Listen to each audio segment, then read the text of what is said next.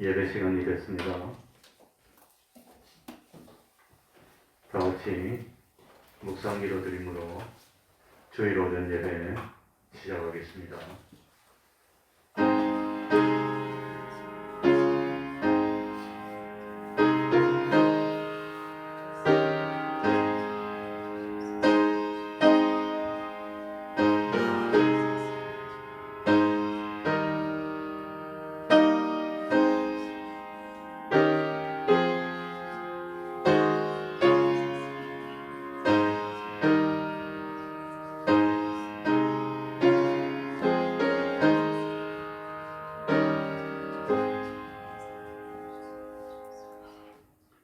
하나님 아버지, 변함없이 사랑하여 주시고 오늘도 우리들을 하나님 전으로 이끌어 주셔서 성소주일 할 수 있도록 하여 주시고 하나님께 예배드릴 수 있는 은혜 베풀어 주셨으니 중심으로 감사드립니다.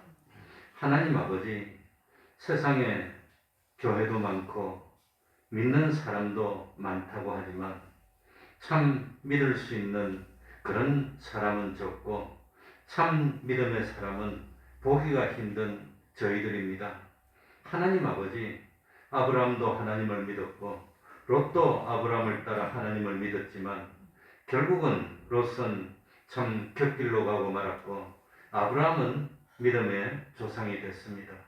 하나님 아버지, 우리들도 아브라함이 믿었던 그 믿음을 가질 수 있도록 하여 주시고 아브라함이 받았던 그 축복을 받아 누릴 수 있도록 하여 주셔서 참 아브라함을 따라 잘 믿다가 곁길로 나가서 부끄럽게 된 롯처럼 되지 않도록 하여 주시고 참 끝까지 아브라함이 가졌던 그런 믿음을 끝까지 가질 수 있도록 하여 주셔서 참 자손들이 잘 될 수 있도록 하여 주시고 세상에 누구도 함부로 대하지 못하도록 하여 주시고 어떤 경우에도 내가 하나님의 편에 섰기 때문에 나의 앞길을 막는 사람은 하나님을 대적하는 자가 되어서 망하고 나의 앞길을 돕는 사람은 하나님과 함께함으로 하나님으로부터 복을 받을 수 있는 참 하나님 복의 근원이 되는 저희들이 되게 하여 주옵소서.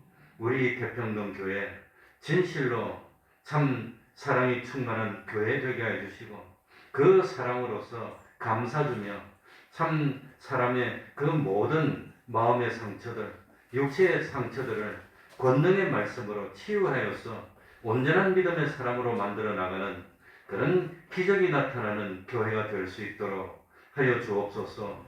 믿음이 아니고는 참 사망을 이길 수가 없습니다. 믿음이 아니고는 하나님을 기쁘시게 할 수 없습니다. 참 하나님이 기뻐하는 산 믿음을 가지게 해주시고 권능의 삶을 살게 해주시고 날마다 하나님과 동행하여 저희들이 가진 것이 비록 어린아이 도시락 하나 같은 보잘것 없는 것 같을지라도 우리 하나님이 함께하여 5,000명, 10,000명을 먹이고도 12강조를 남기는 기적 같은 삶을 살 수 있는 저희들이 되게 하여 주옵소서. 하나님 아버지, 이 시간 참 악령이 틈타지 못하게 해주시고 우리 하나님이 받으실 수 있는 아벨이 드렸던 것 같은 그런 참 예배가 될 수 있도록 은혜 베풀어 주옵소서.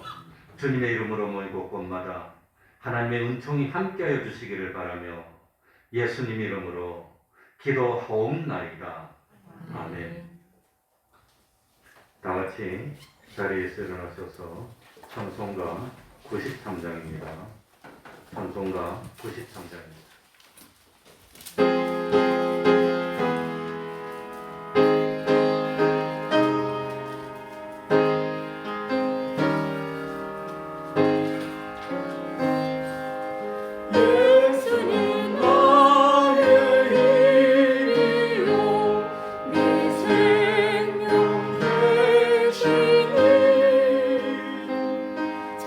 주 예수 또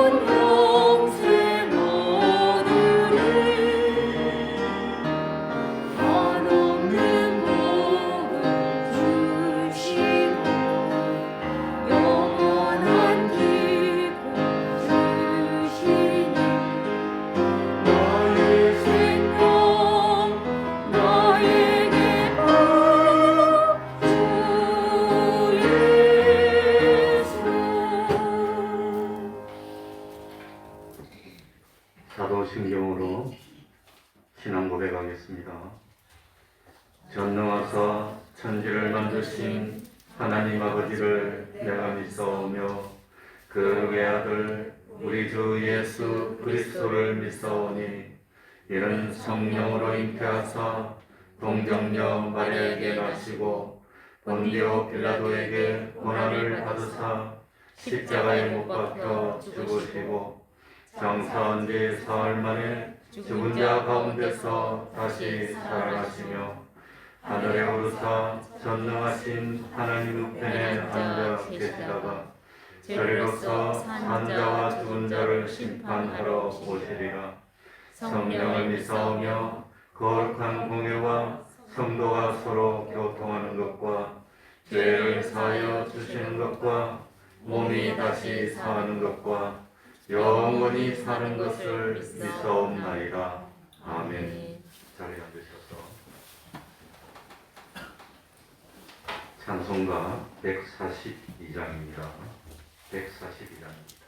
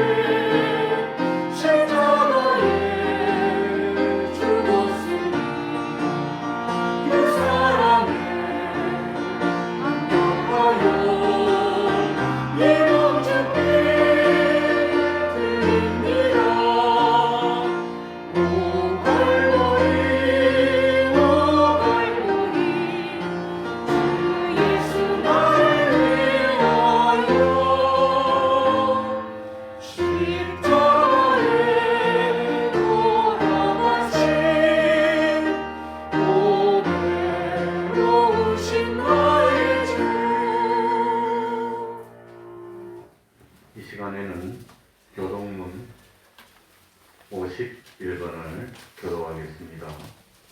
찬송가 뒤쪽에 교동문 51번입니다.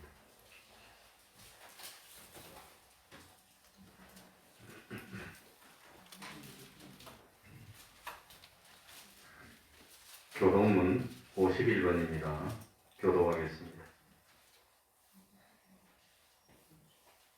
믿음은 바라는 것들의 실상이요 보지 못하는 것들의 증거니 선지들이 비로소 증거를 얻었느니라. 믿음으로 모든 세계가 하나님의 말씀으로 지어진 줄을 우리가 아나니 보이는 것은 나타난 것으로 말미암아 된 것이 아니니라. 믿음으로 아벨은 가인보다 더 나은 제사를 하나님께 드림으로 의로운 자라 하시는 증거를 얻었으니 하나님이 그 예물에 대하여 증거하시리라. 저가 죽었으나 그 믿음으로써 오히려 말하느니라. 믿음으로 에녹은 죽음을 보지 않고 옮기었으니 하나님이 저를 옮기심으로 다시 보이지 아니하니라. 저는 옮기기 전에 하나님을 기쁘시게 하는 자라 하는 증거를 받았느니라. 믿음이 없이는 기쁘시게 못하느니 하나님께 나아가는 자는 반드시 그가 계신 것과 또한 그가 자기를 찾는 자들에게 상 주시는 이심을 믿어야 할지니라. 아멘. 이제 이 시간에는 특송 읽겠습니다.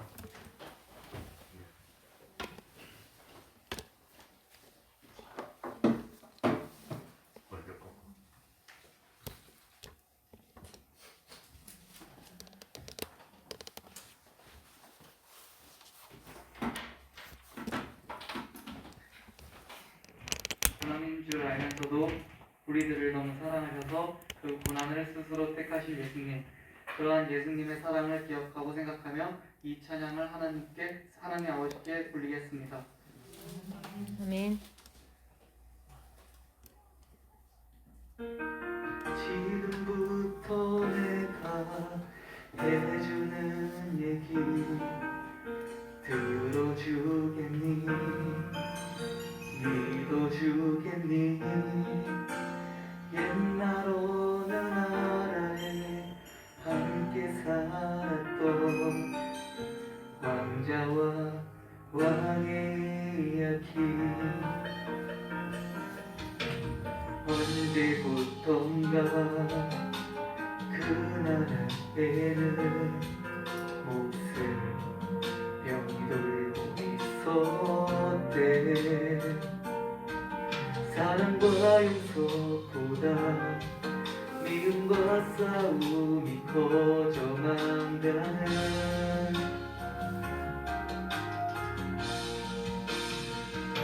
그 왕은 고민했었나봐. 그 병을 고칠 수 있는 이는 하나뿐인 왕자뿐이었는데 그걸 모르는 어리석은 백성이 왕자님을 외치게 될 것을 알았던 거야. 그때 왕자님이 말했대. 사랑하는 저들을 위해서 제 영혼을 아버지께 드려요. 당신의 사랑, 그 위대하신 사랑을 전하러 그 어디든 맨발로 찾아갈게요. 사랑을 나눠줄게요.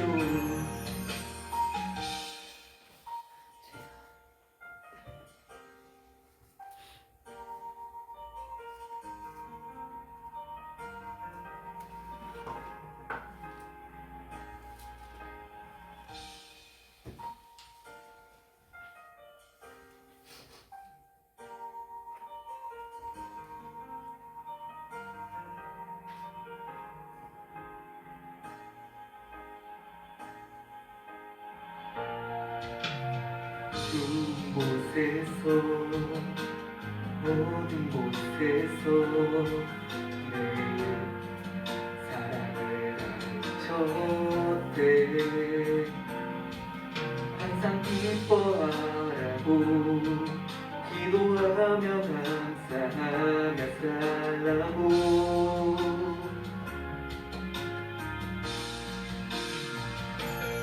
걷어놓는 날이었지.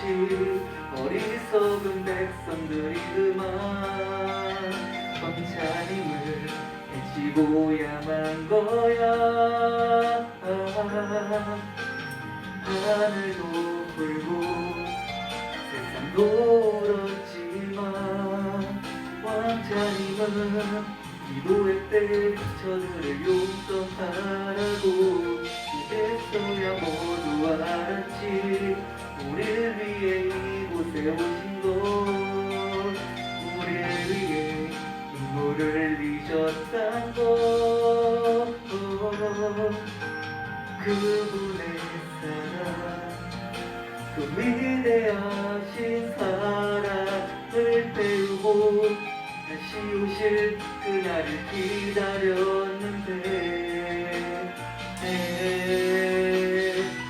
시간은 점점 흐르고 그 기억은 멀어져가면서 우리들은 다시 잊어가나봐.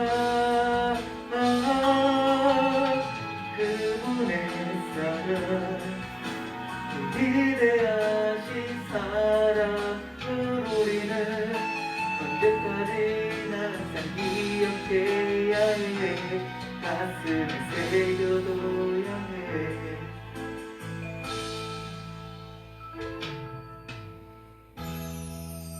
감사합니다. 아멘. 아멘.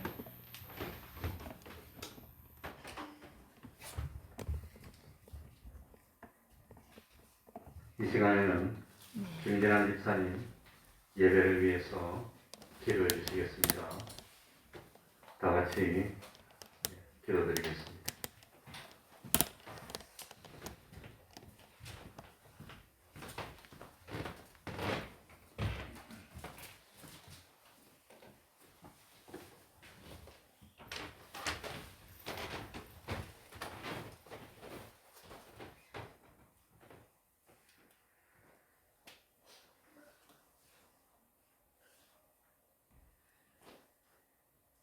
하나님 아버지 감사를 드립니다. 오늘도 저희들의 발걸음을 인도하여 주시고 믿음으로 인도하여 주셔서 하나님 전에 나와 예배하며 찬양케 하여 주시오니 진실로 감사를 드립니다. 아버지 하나님은 언제나 우리를 배반치 아니하시고 언제나 끝까지 우리를 믿어주시고 우리를 위해 길로 인도하여 주신 아버지심을 주여 고백합니다. 우리가 세상 살아가는 동안에 하나님을 찬양하며 하나님의 자녀라고 고백하지만 경고는 있으나 우리가 진실된 하나님의 사랑 안에 있음을 고백하지 못합니다. 언제까지 구습에서 벗어나지 못하고 우리의 호일뿐인 이 나약한 것들을 가지고 가야 할지. 그러나 하나님 아버지께서 저희들을 하나님을 찾는 자들에게 하나님이 살아계신 것과 상 주시는 자이심을 믿으라고 했습니다. 언제나 하나님을 찾는 저희들에게 하나님의 새로운 오복으로 있게 하여 주시고 하나님의 자녀로 굳건히 세워주심을 이 시간 간절히 간구하고 원하오니 말씀으로 오셔서 우리를 만나주실 주님을 이 시간 만나게 하여 주시고 우리의 연약함을 깨끗이 씻어주시고 큰 믿음으로 세워주시는 주님의 은혜를 입은 귀한 시간이 되게 하여 주셔서 오늘 이 시간 주님으로 하여금 저희가 새롭게 변화받는 귀한 시간이 될 수 있도록 도와주시옵소서. 작지만 저희들이 이 태평동교회를 사랑하여 주시고 또한 운행하여 주심을 진심으로 감사를 드립니다. 우리의 가진 것은 부족하고 우리의 능력 또한 부족하지만 맡긴 사명 잘 감당할 수 있도록 성령의 도심으로 일하게 하여 주시고 아버지 하나님 얼마나 이전을 드나들 수 있도록 믿음 허락하여 주시오니 감사를 드립니다. 이제 나와 예배하며 찬양하는 저희들이 되게 하여 주시고 말씀을 배우고 익혀 아버지 하나님 세상 속에 나아가 주의 말씀을 전하며 제자 잡는 복된 자녀들이 되게 하여 주셔서 아버지 하나님 이 교회를 통해서 하나님 나라가 확장될 수 있도록 은혜 내려 주시옵소서. 특별히 이 교회를 사랑하여 주셔서 많은 일꾼들을 불러 모아 주셔서 아버지 하나님 이 어렵고 힘든 이 세상 속에 빛의 자녀들 아버지 하나님 땅에 많이 세워질 수 있는 교회 되게 하여 주시고 아버지 하나님 주의 말씀과 그 뜻대로 행하는 자들에게 복 주시는 그 복의 근원이 되는 이 태평동 교회가 될 수 있도록 은혜 내려 주시옵소서. 세상은 너무나도 어둡고 어렵습니다. 우리나라도 아버지 하나님 정치, 경제, 사회가 너무나도 주님을 만날 때가 가까이 온 그런 세상이 되었습니다. 마지막 때에 믿음을 보겠느라고 말씀하신 아버지 하나님 믿음의 자녀들의 믿음의 분을 보일 수 있는 그 어느 때와도 하나님의 능력을 강구하는 이 시간 되게 하여 주셔서 이 나라에 위하여 일하는 기도하는 많은 일꾼들이 아버지 하나님 실망하지 않고 굳건히 소망으로 나아갈 수 있도록 도와주시옵소서. 남북으로 갈라진 이 나라를 불쌍히 여겨 주시옵소서. 지금도 저 아버지 저 홍단 치하에서 믿음을 지키는 자들이 그 믿음을 잃지 않게 하여 주시옵시고 하루속히 아버지 하나님 앞에 나와 예배하는 그러한 은혜로운 시간이 이루어질 수 있도록 도와주시옵소서. 오늘도 주님 목사님을 통해 내려오는 말씀으로 우리를 만져주시고 우리의 어렵고 힘든 모든 문제들을 주님 앞에 내려놓기를 원합니다. 이 시간 능력으로 인도하여 주셔서 언제나 하나님 앞에 전심으로 예배하는 이 한 시간이 되게 하여 주옵소서. 모든 말씀을 원하여 주신 예수님 이름으로 기도드리옵나이다.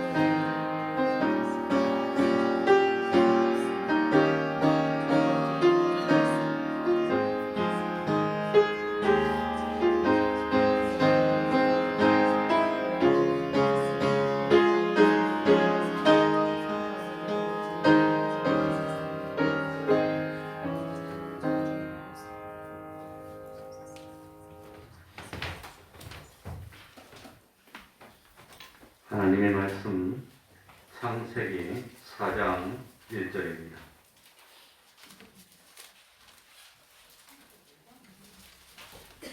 오후 말씀을 오전에 이렇게 바꾸어서 전하고요. 창세기 4장 1절입니다.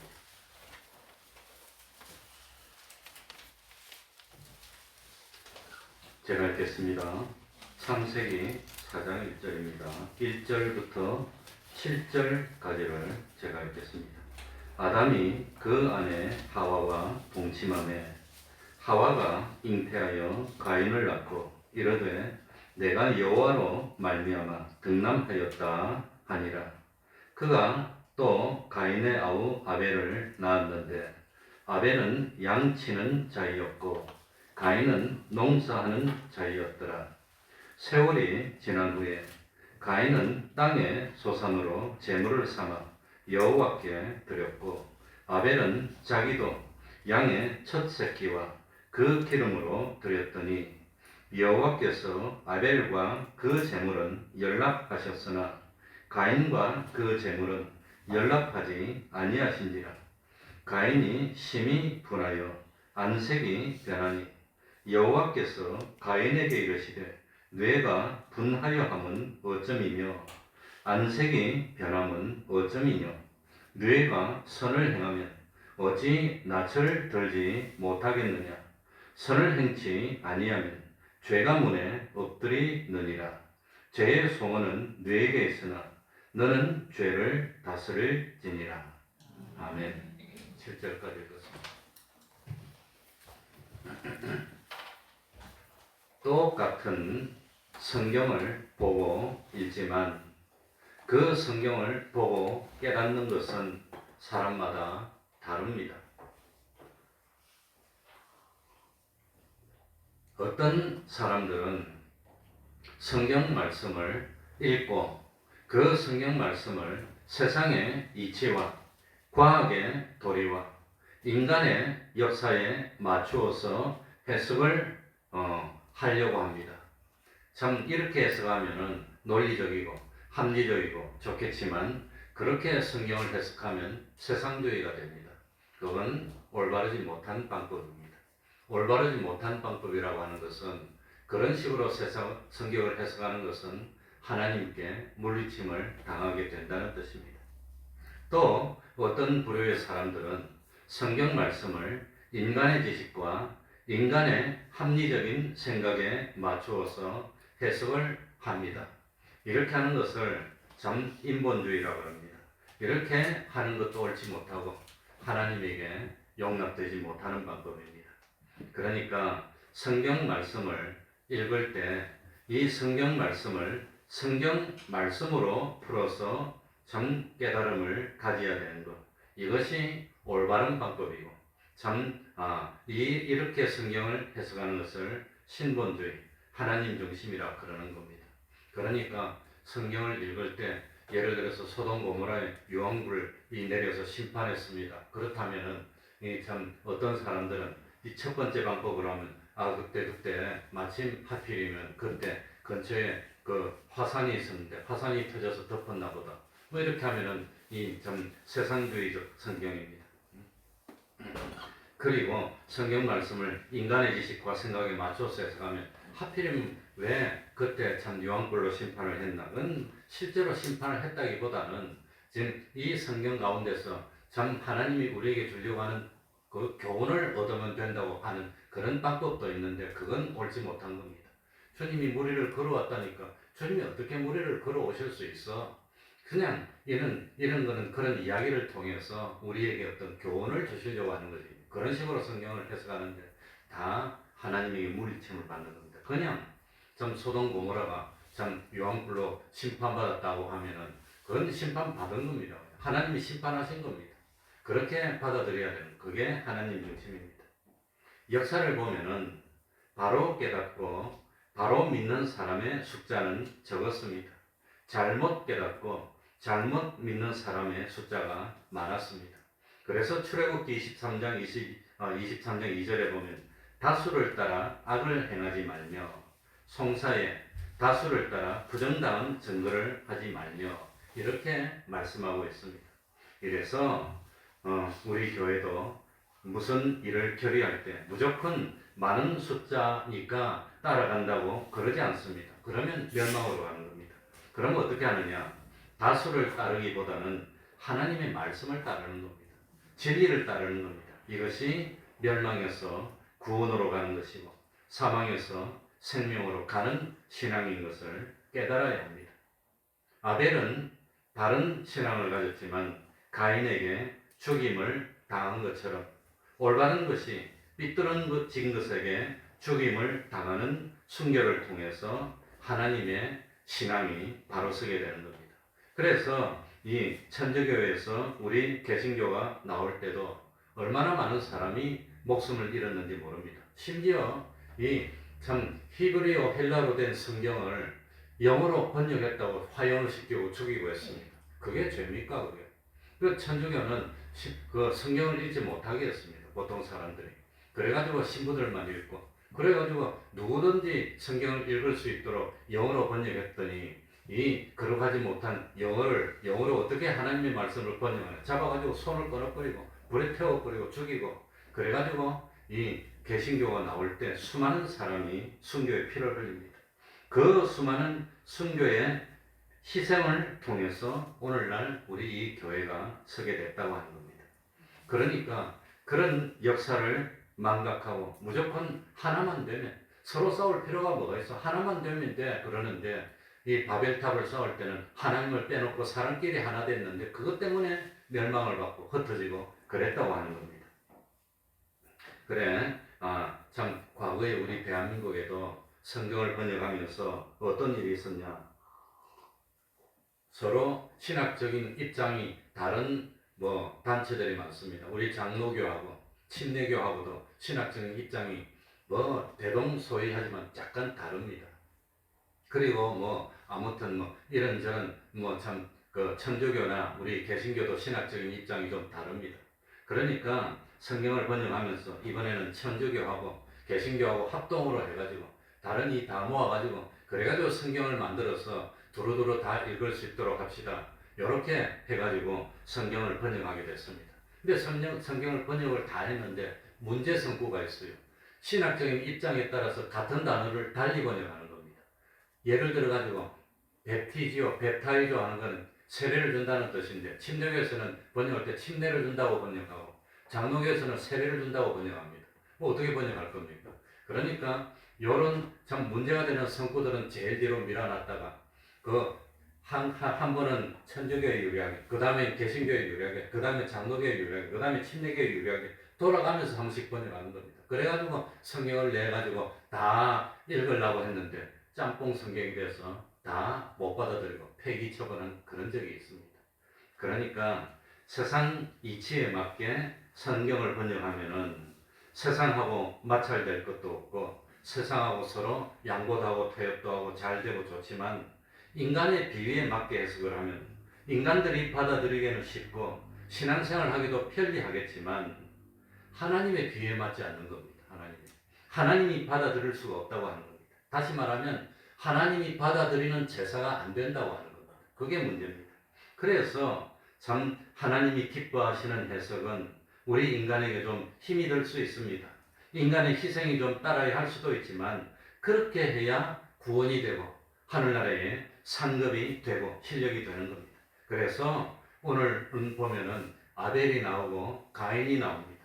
아벨도 제사를 드렸습니다. 가인도 제사를 드렸습니다. 근데 하나님이 가인의 제사는 거부해 버립니다. 아벨의 제사만 받았다고 하는 겁니다. 그래서 우리 이 신앙의 계통에 두 줄기가 있습니다. 한 줄기는 가인처럼 예수를 믿자는 겁니다. 한 줄기는 아벨처럼 예수를 믿자는 겁니다. 어느 쪽으로 예수를 믿으시겠습니까? 오늘은 그걸 말씀드리려고 합니다. 그래서 가인과 같은 신앙생활은 안 믿는 거 아닙니다. 제사를 안 드린 거 아닙니다. 하나님 앞에 제사를 드렸는데도 불구하고 하나님이 연락하지 않고 거절하고 내쳤다고 하는 겁니다. 아벨과 같은 신앙생활은 하나님이 참 기뻐서 받았던 제사를 드렸지만 가인으로부터 핍박을 받았고 가인으로부터 죽임을 당했습니다. 남들이 보면 가인이 이긴 겁니까? 아벨이 이긴 겁니까? 가인은 승승장구하고 자손도 번창했습니다. 아벨은 죽어서 끝났습니다. 그런데 성경에 보면은 아벨의 피는 예수님의 피에 비견될 만큼 칭찬을 받고 있다고 하는 겁니다. 인류의 최초의 순교자가 됐습니다. 그래서 가인은 하나님이 기뻐 받을 수 있는 하나님이 기뻐하셨고 영원한 하늘나라의 영광을 참 누렸지만 세상에서는 죽임을 당하고 말았다고 하는 겁니다. 가인은 참 이 세상에서 자손도 번성하고 잘 되고 했지만 그건 하나님으로부터 버림받고 내침을 받았던 신앙이 되고 말한 겁니다. 그래서 우리 기독교에는 두 가지 줄기입니다. 하나는 가인처럼 예수를 믿겠습니까? 아니면 아벨처럼 믿겠습니까? 가인은 잘 됐어요. 가인은 아벨을 죽여버렸으니까 자기는 해칠 사람도 없어 잘 됐어. 아벨은 그냥 죽어버렸습니다. 그러니 비참하게 끝이 났지만 하나님은 아벨을 선택했고 아벨의 믿음을 그 다음에 참 셋의 자손들이 다 있게 돼서 오늘날까지 오게 됐지만 이 두 가지가 있다고 하는 겁니다. 올바른 신앙생활을 하는 사람은 세상에게 해를 끼치지 않습니다. 핍박하지 않습니다. 그러나 올바른 신앙생활을 하지 못했던 가인은 올바른 신앙생활을 하는 아벨을 죽여버렸다고 하는 겁니다. 그래서 우리 대한민국의 역사만 보더라도 6.25 때도 기독교가 많이 핍박받았는데 누구를 통해서 핍박받냐? 가인같이 신앙생활을 하는 사람은 앞장 세워가지고 진짜 아벨처럼 믿는 사람을 찾아내서 다 죽이고 핍박했다고 하는 겁니다. 그런데 쓰임받았습니다. 그러니까 참 아무리 여러 사람이 참 보는데 부러워하고 주목할 만하고 화려하기도 하고 번창하기도 하지만 이건 참 뭡니까? 하나님에게 인정받지 못하는 신앙생활이 누구의 통이라고요? 가인의 통이라고 하는 겁니다. 아벨의 통은 참 가인에게 죽임을 당했으니까 끝이 난 것 같았지만 하나님이 기적으로 아벨 다음에 참 셋이라는 그런 자손을 또 낳아가지고 셋을 통해서 다시금 시작했는데 그 계통이 아브라함으로 이어지고 오늘날 우리에게까지 이어진다고 하는 겁니다. 그렇기 때문에 내가 성경을 읽어서 진리를 알고 있지만 그 진리를 순종하려고 노력하지 않으면 교만한 자가 됩니다. 성경을 읽어서 진리를 깨달았습니다. 진리를 깨달았는데 그 진리대로 살려고 노력하는 사람은 겸손한 자가 됩니다. 왜 그럴까요? 왜 겸손해지죠? 하나님의 말씀대로 살려고 해보니까 잘 안 돼. 힘들어. 그래서 어기고 또 어기고 그러니까 내가 또 잘못했습니다. 무릎을 꿇고 또 말씀대로 살려고 하다 보니까 또 안 돼서 또 무릎을 꿇고 그러다 보니까 겸손해지고 하나님 앞에 난 죄인입니다. 은혜를 베풀어 주십시오. 이렇게 되니까 참 하나님 주님의 은혜를 받게 되는 겁니다. 그러나 진리를 깨달았지만 외식하는 사람은 남들한테 보일 때만 하는 체만 하면 됩니다. 진짜는 참 돈을 사랑하고 탐합니다. 그러니 이런 사람들은 외식하게 됐고 잘 되는 것 같았지만 하나님에게 은혜를 받지 못하고 버림을 당한다고 하는 겁니다. 제도가 참 오늘날로 말하면 예배드리는 이 제도가 언제 명문화됐나? 출애굽 이후입니다. 이 기독교를 믿는 하나님을 믿는 신앙이 겉으로 드러나서 제대로 격식을 갖추기 시작한 건 모세 때부터입니다. 그래서 모세 때부터 보면은 제사제도가 정립이 되는데 모세가 언제 사람입니까? 기원전 1400년 사람입니다. 그러면 모세 이전에는 제사가 없었습니까? 모세 이전에도 제사가 있었습니다. 모세 이전에 보면은 누구도 제사 지냈지요? 아브라함. 하나님이 아브라함에게 나타나서 아들을 잡아서 번제를 드리라. 근데 제도는 명문화된 제도는 없었지만 제사를 그래도 다 드려왔다는 겁니다.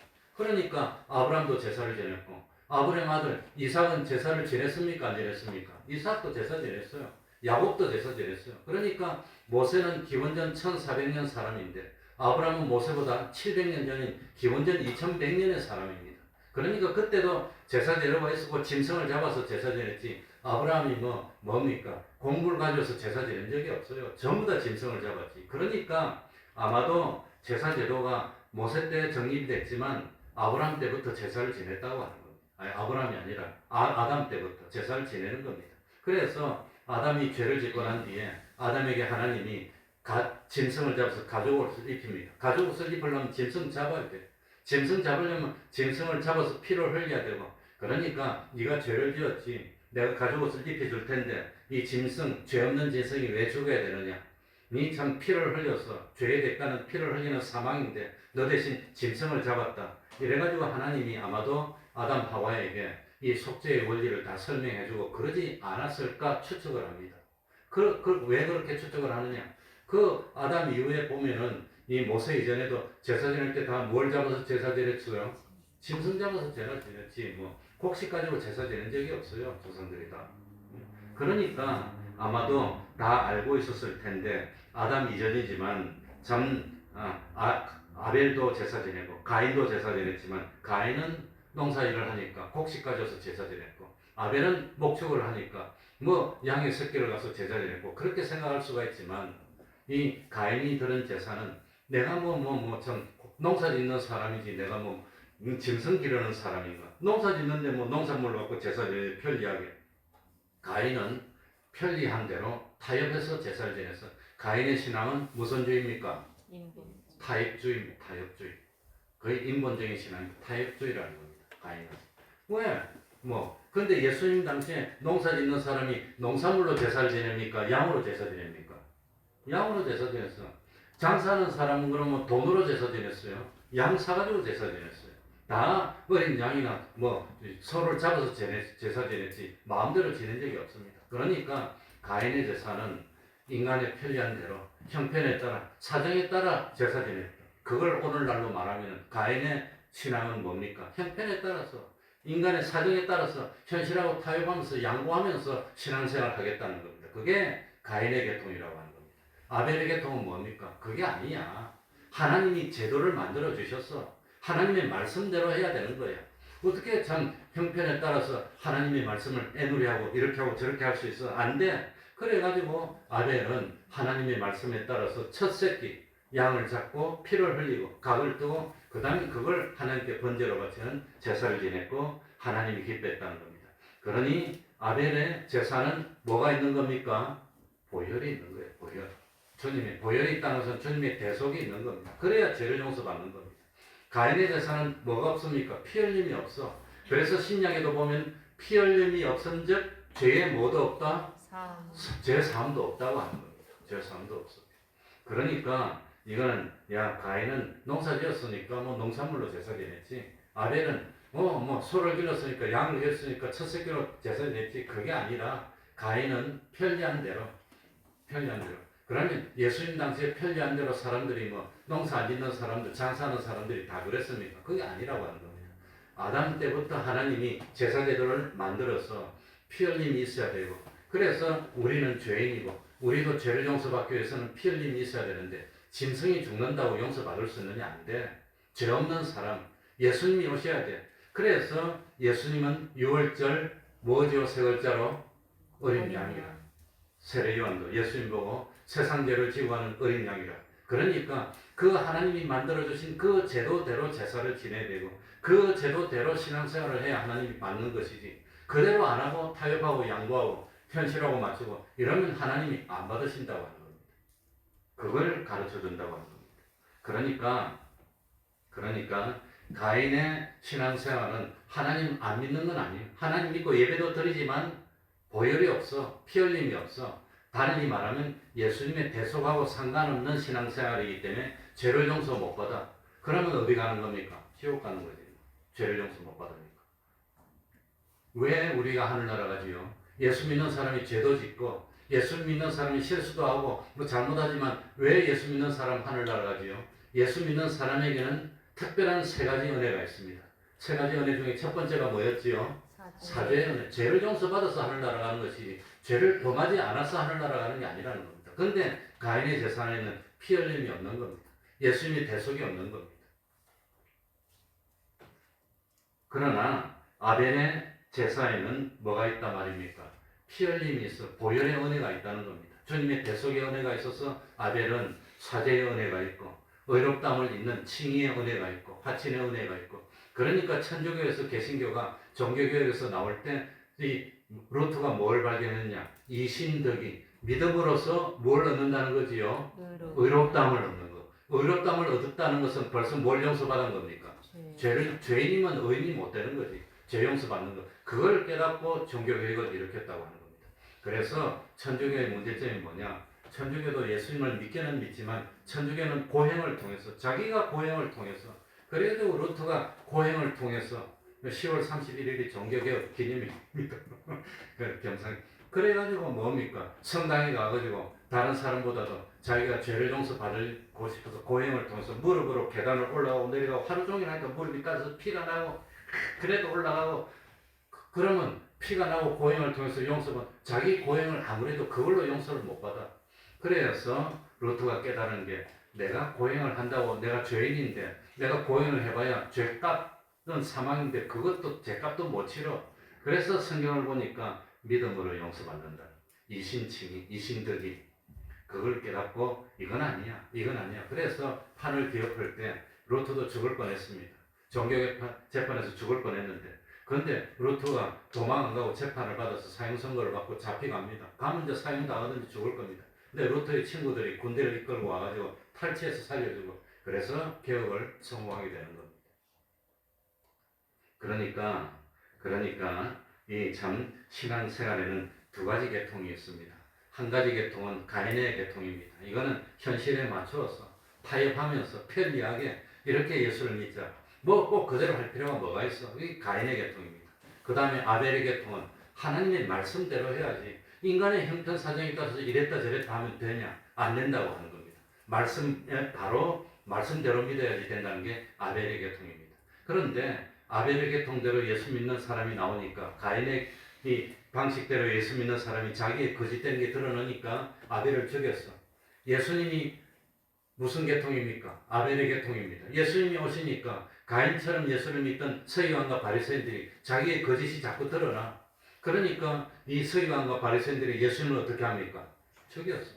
그런데 죽인다고 죽였는데 예수님은 6월절 어린 양이 돼서 우리 죄짐을 지고 피 흘리는 그런 죽음을 죽으셨다고 하는 겁니다. 이게 기독교의 구원의 원리입니다. 그러니까 오늘날 예수를 믿을 때 어떻게 믿으시겠습니까? 편리하게 맞추어서 형편에 따라서 믿겠습니까? 아니면은 하나님의 말씀대로 믿겠습니까? 두 가지라고 하는 겁니다. 요한복음 4장 13절 14절 이 야곱의 우물을 먹는 자마다 다시 목마르니와 내가 주는 물을 먹는 자는 영원히 목마르지 아니하리니 나의 주는 물은 그 속에서 영생하도록 솟아나는 샘물이 되리라. 야곱이 주는 우물을 먹는 자마다 또다시 목마르려니 이게 무슨 뜻이겠습니까? 야곱의 주는 우물은 야곱이 육체적으로 남겨준 겁니다. 그러니까 조상들이 육체적으로 남겨준 거 그거 상속하고 유전해주는 세상의 것은 아무리 취해도 만족이 안 돼. 좀 지나면 또 부족해. 그러니까 조상들이 유전해준 이 세상 것들은 썩을 것들은 아무리 가져도 처음에는 좋은데 나중에는 그걸로 만족이 안 되는 겁니다. 그러나 주님이 주시는 생수가 뭡니까? 주님이 주시는 은혜입니다. 성령님의 감화 감동입니다. 이건 배 속에서 샘이 돼서 영원히 목마르지 않고 넘쳐 흘러서 참 살게 되는 겁니다. 그러니까 우리가 하나님의 말씀대로 살아서 하나님이 연락하시는 예배 생활을 하고 신앙생활을 하면 하나님이 주시는 생수를 받게 되는 겁니다. 영원히 목마르지 않게 되는 겁니다.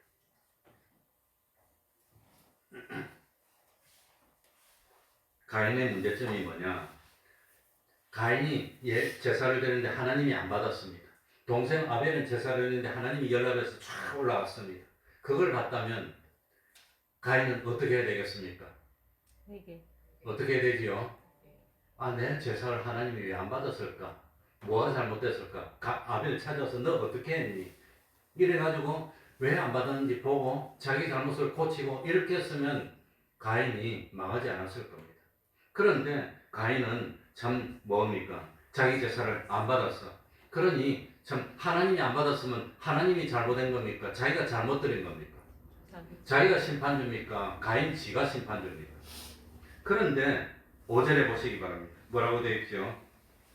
가인과 그 제물은 연락하지 아니하신지라. 가인이 심히 뭐하여? 하나님 앞에서 자기가 하나님이 왜 안 받아고 심히 분해가지고 그냥 화를 내면 됩니까? 안 됩니까? 가인이 그랬다는 겁니다.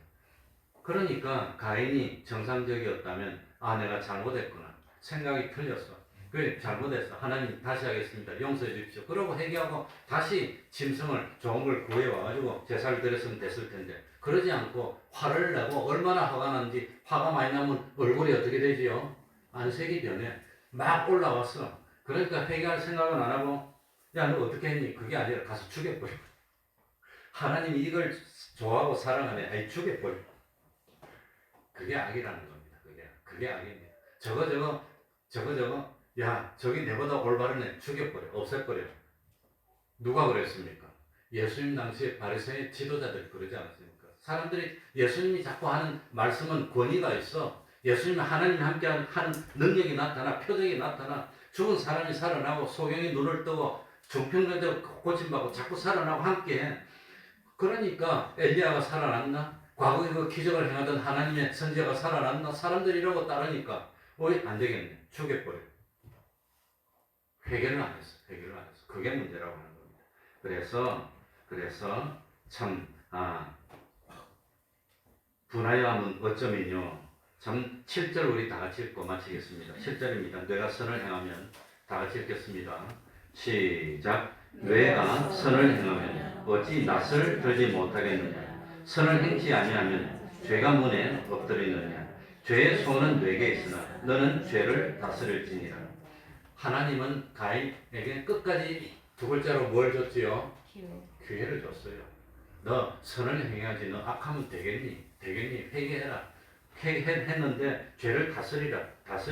그래서 사도 바울은 자기 몸을 쳐서 복종시켜 몽둥이를 가지고 자기를 치는 겁니다. 화가 날 때마다 남들이 자기보다 좀 대접받는 것보다 자기를 쳐서 복종시켰는데, 그런데 가인은 그러지 못했다고 하는 겁니다. 결국은 죄를 다스리지 못하고 참 죄의 소원이 너에게 있으나, 그러니까 이 가인 속에 그냥 악한 소원이 있는데 그걸 다스리지 못하고 감정을 이기지 못하고 회개하지 못하고 결국은 무엇에 이르게 됩니까?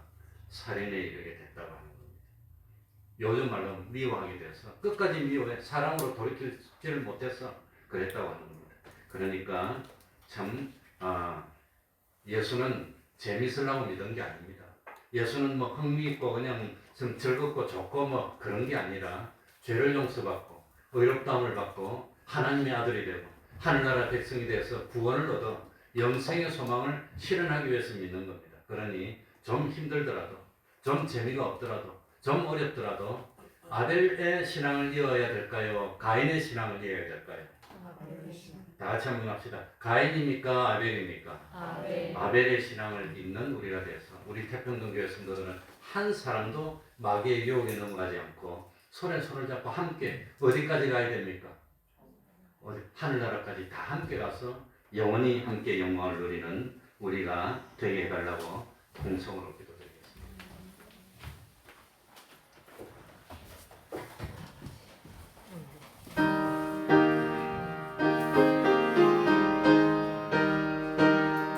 하나님 아버지 감사합니다. 주님이여 감사합니다. 깨워서 주님을 믿는 것이 하나님 아버지 우리 믿음의 큰 양심이 되어 생명의 도리를 깨닫도록 하여주시고 잡고도 채워주시옵소서. 우리 하나님의 오늘날 나에게 주신 그 말씀을 상달하고 따를 수 있는 저희들이 될 수 있도록 아버지 하나님이여 주여 물론 하나님이 기뻐하지 않는다고 하셨습니다. 주님이여 주님 안에서 친절히 넘어가시옵소서.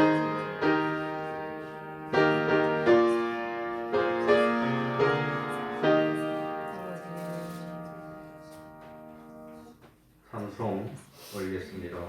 찬송가 413장입니다.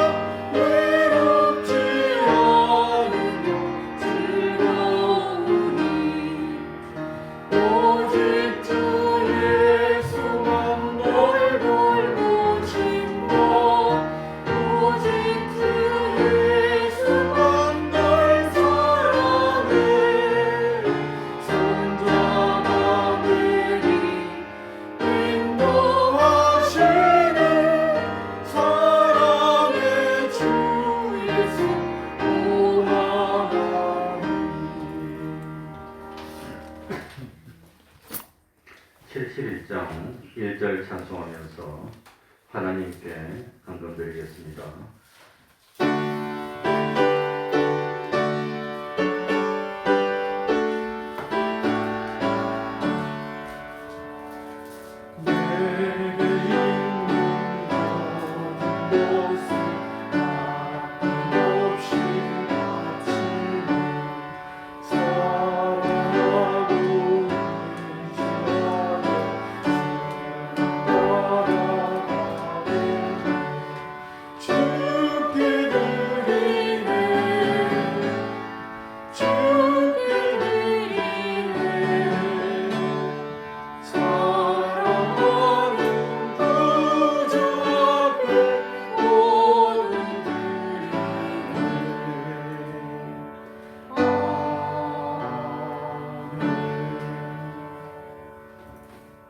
내가 지나왔던 모든 시간이 하나님의 은혜임을 깨닫고 감사합니다. 말할 수 없는 탄식으로 저를 도우시는 성령님 은혜 감사합니다. 어려움 가운데 진리로 인도하시고 성립케 하시니 감사를 드립니다. 한번 기도하겠습니다. 하나님 아버지, 지나간 날을 돌이켜보면 하나님의 은혜가 아닌 때가 없었습니다. 참 지난 모든 시간이 하나님의 은혜임을 깨닫고 감사드립니다. 지금도 성령님께서 말할 수 없는 탄식으로 우리를 도우시고 바른 길로 이끌어 주시니 또한 감사드립니다. 하나님 아버지, 요즘 참 세상이 조금씩 어려워지고 있고 그렇지만 그러나 신앙 후퇴하지 않도록 하여 주시고 어려움을 통해서 우리의 신앙이 오히려 더 든든해지게 하여 주시니 또한 감사합니다. 하나님 아버지, 참 가인처럼 편리하게 재미있게 점점 세상으로 나가는 그런 믿음 되지 않도록 하여 주옵소서. 눈에 보이는 조금만 바라보고 하나님의 축복을 잊어버리고 소돔 고모라로 갔던 롯과 같은 그런 신앙도 되지 않도록 하여 주옵소서. 아벨처럼 말씀 그대로 믿고 참 아브라함처럼 하나님을 바로 믿어서 그 아브라함에 받았던 그 축복과 은혜들이 오늘날 우리에게도 임하여 부족함이 없는 저희들이 될 수 있도록 하나님 아버지 갑절의 영감으로 감동으로 역사여서 한 사람도 곁길 가지 않도록 하여 주시고 그야말로 참 하나님께 찬양이 되고 영광이 되는 저희들이 다 될 수 있도록 은혜 베풀어 주시옵소서. 예수님 이름으로 기도하옵나이다. 아멘.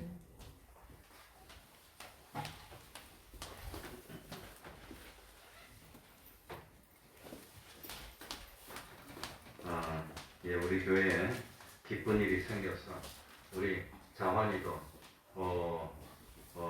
이제 공무원으로서 당당한 대한민국 공무원으로서 건강해 해주신 하나님께 감사를 했습니다. 또 11월 첫째 토요일인 11월 5일 날 우리 세촌아 집사님, 임태교 집사님 아들 임종민이 가락동 농수산센터 근처에 있는 서울 웨딩 타워 2층에서 결혼식이 오후 3시에 있습니다.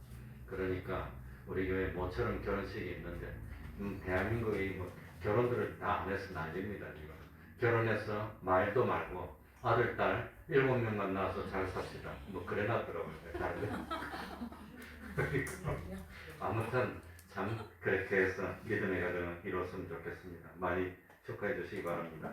그러면 다 같이 일어나셔서 1장 찬송 부르고 축도를 마치겠습니다.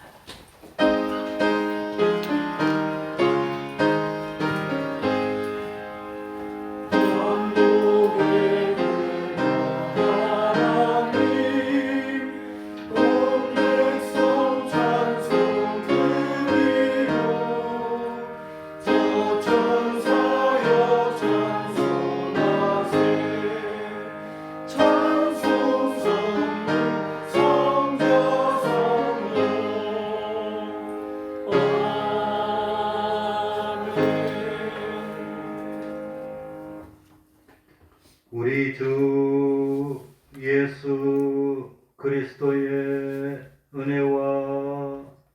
하나님 아버지의 사랑하심과 성령님의 교통하심이 항상 함께하기를 축원하옵나이다. 아멘.